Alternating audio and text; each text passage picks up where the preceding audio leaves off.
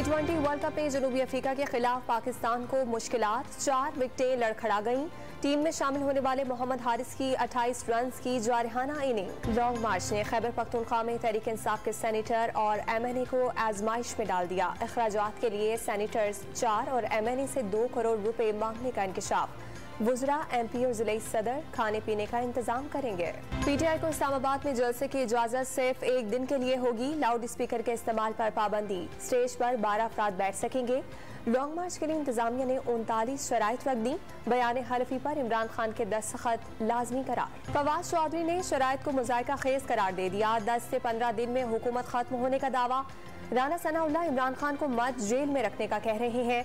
उन्हें दिमागी मुआयने की जरूरत है। PTI रहनुमा की मीडिया से गुफ्तगू। लॉन्ग मार्च के बायस इस्लामाबाद पुलिस एहलकार 12 घंटे ड्यूटी देने के पाबंद। बड़े अस्पतालों में हाई अलर्ट। इस्लामाबाद की इंतजामिया ने CDA से 10 एम्बुलेंसेज और 5 फायर ब्रिगेड की गाड़ियां तलब कर ली। PTI का लॉन्ग मार्च आज गुजरावाला से वजीराबाद रवाना होगा। रास्ते में इस्तकबालिया कैंप लगा दिए गए। कप्तान मौलाना जफर अली खान चौक पर खिलाड़ियों से खिताब करेंगे।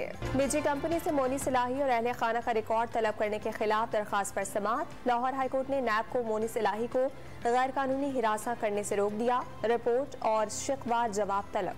बलोचिस्तान डेयरी फार्मर्स एसोसिएशन का दूध की कीमतें 200 रुपए फी लीटर मुकर्रर करने का मुतालबा। जानवरों के चारे की कीमतें 200 से 300 गुना महंगी होने का दावा।